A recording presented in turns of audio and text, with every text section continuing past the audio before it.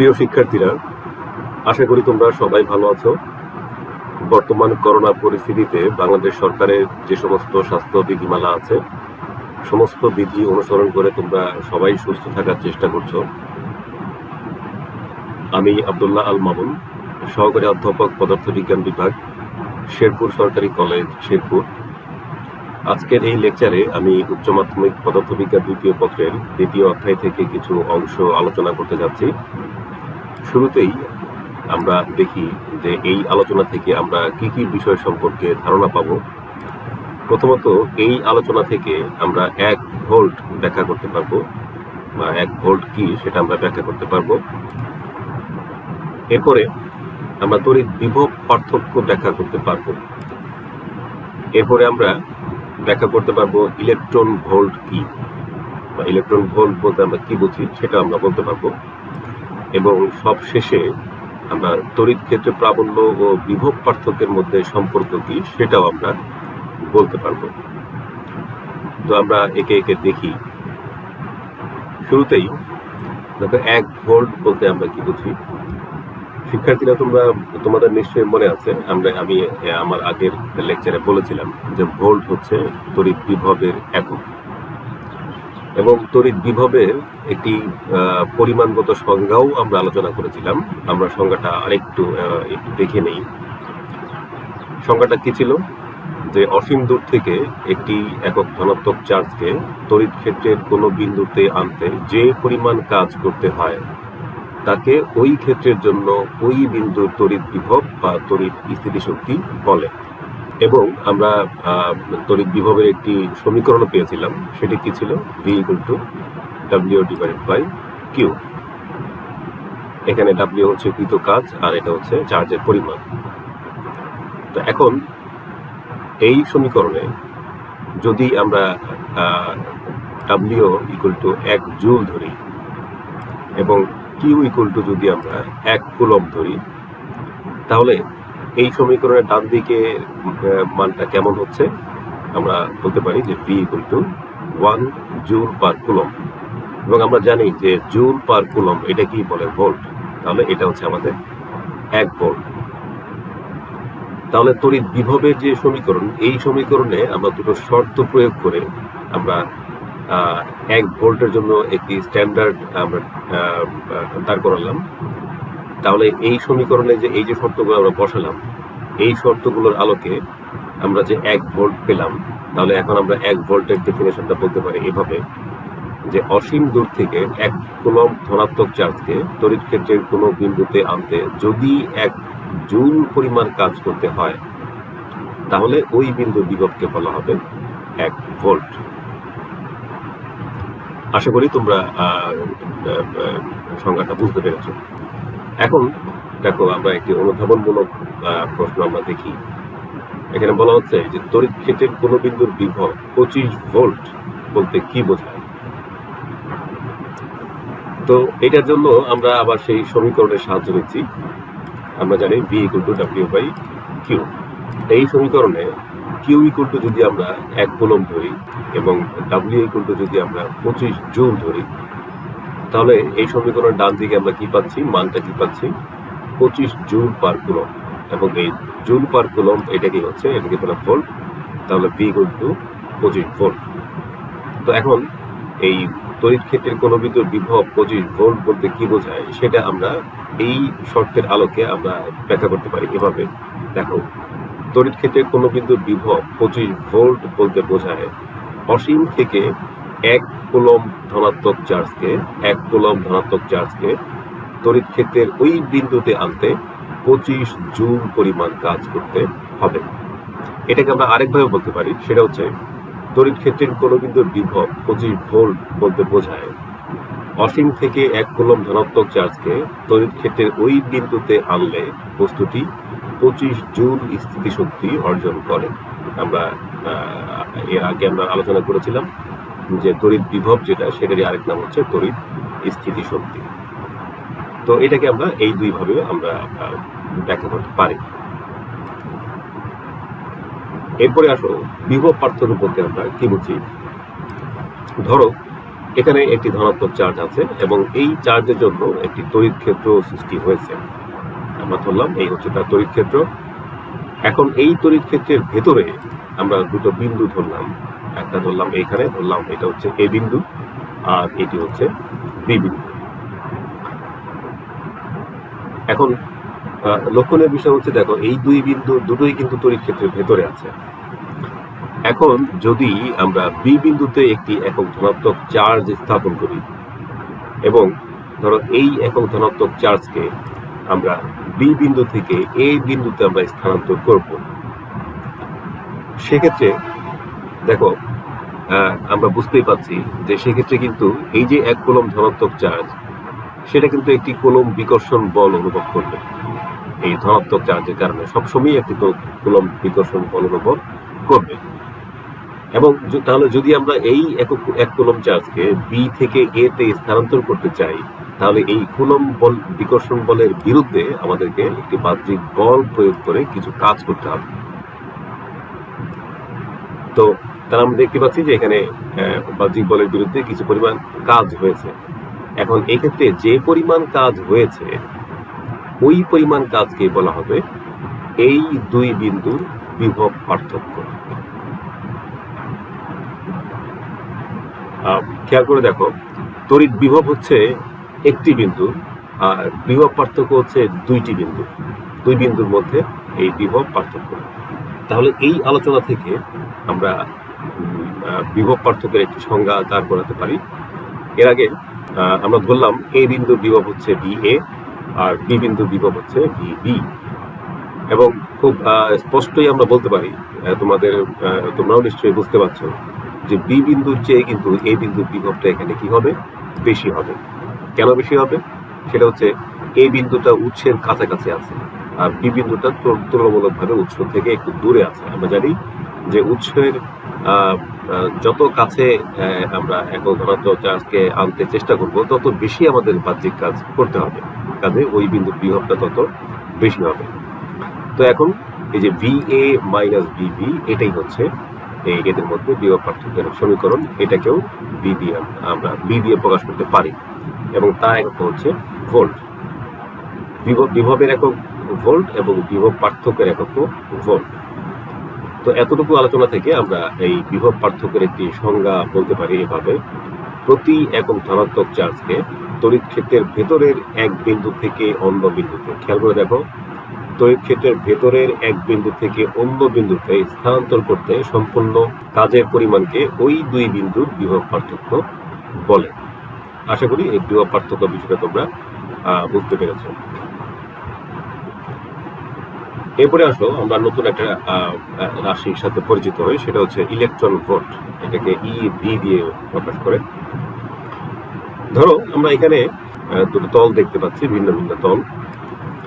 এই তলে আমরা দুটো প্লেট রাখলাম। এটা যে পরিমাণ পজিটিভ চার্জ আছে, এটা একই পরিমাণ নেগেটিভ চার্জ আছে।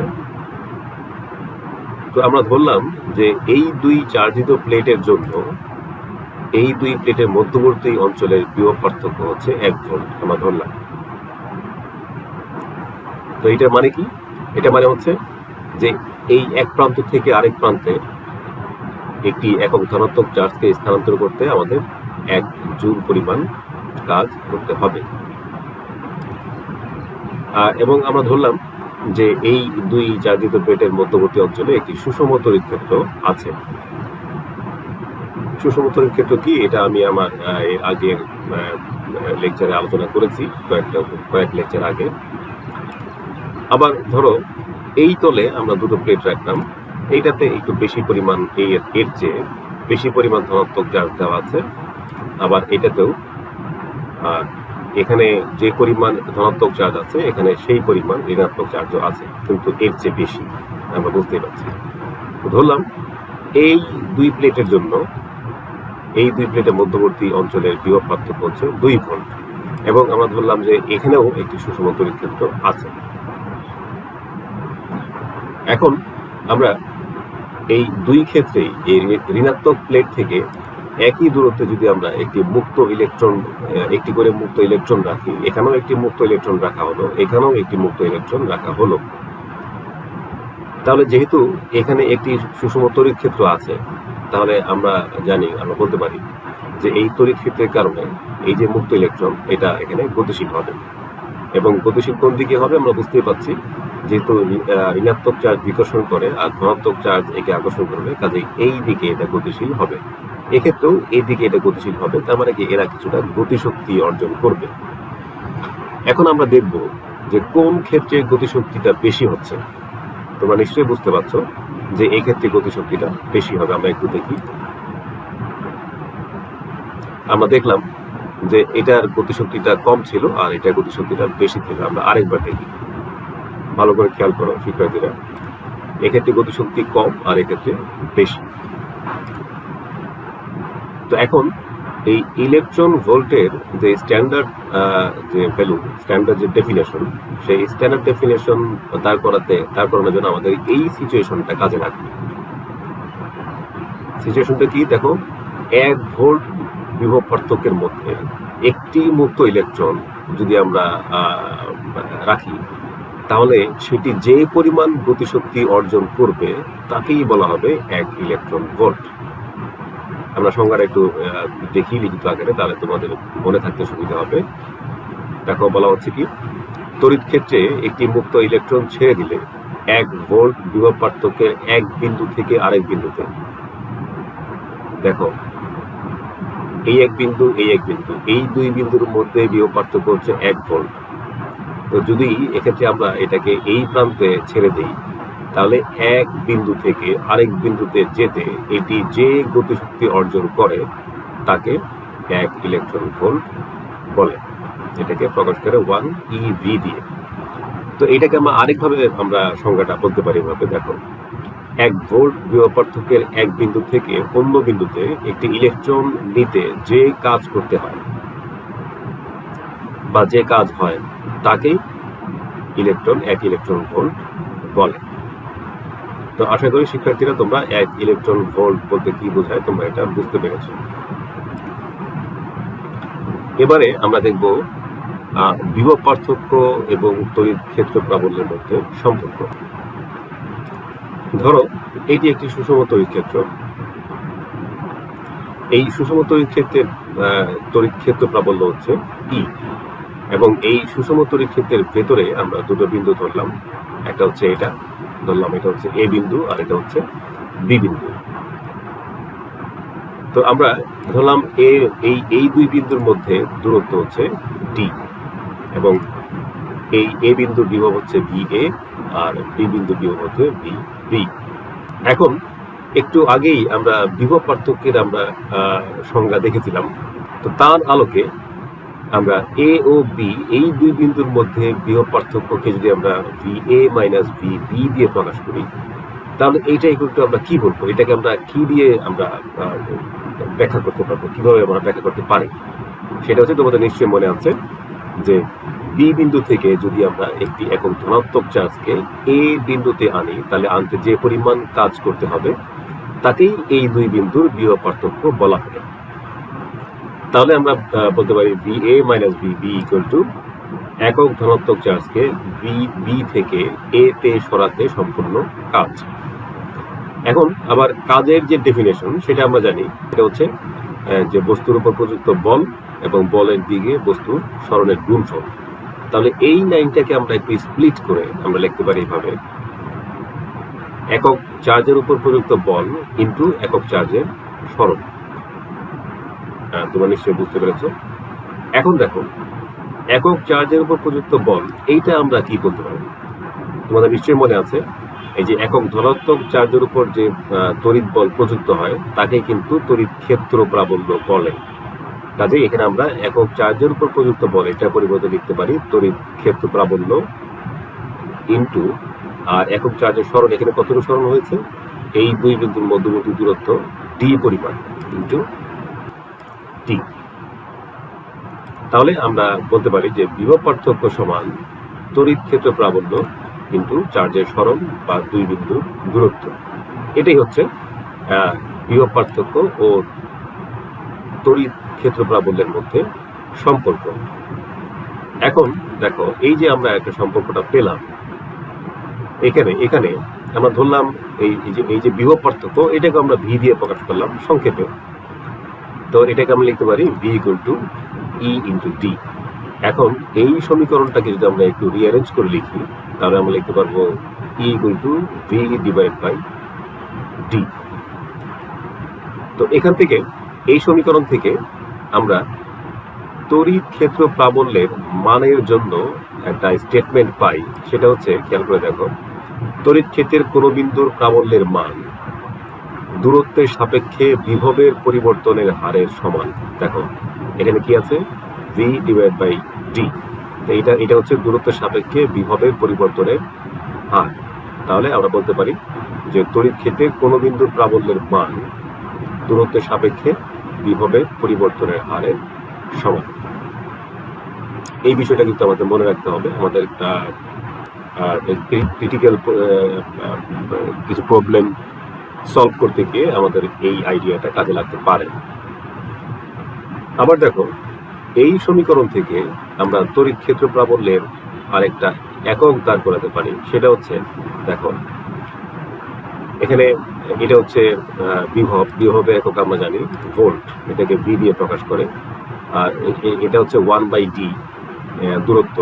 এটা যদি আমরা এমকেএস পদ্ধতিতে মিটার ধরি আমরা, তাহলে আমরা লিখতে পারি পার মিটার, এটা পরিবর্তে পার মিটার। তাহলে তড়িৎ ক্ষেত্র প্রাবল্যের আরেকটা একক আমরা পেলাম, সেটা হচ্ছে ভোল্ট পার মিটার। তোমাদের নিশ্চয়ই মনে আছে, আমরা যখন তড়িৎ ক্ষেত্র প্রাবল্য আলোচনা করেছিলাম, তখন তড়িৎ ক্ষেত্র প্রাবল্যের যে এককটা আমরা পেয়েছিলাম সেটা কি ছিল, নিউটন পার কুলম্ব। তাহলে আর এখান থেকে পেলে আমরা ভোল্ট পার মিটার। তার মানে এই ভোল্ট পার মিটার এবং নিউটন পার কুলম্ব এই দুটো একক একই। তো আশা করি শিক্ষার্থীরা তোমরা বিষয়টা বুঝতে পেরেছ, এবং আজকে আমার আলোচনা এতটুকুই ছিল। সবাইকে ধন্যবাদ জানিয়ে শেষ করছি।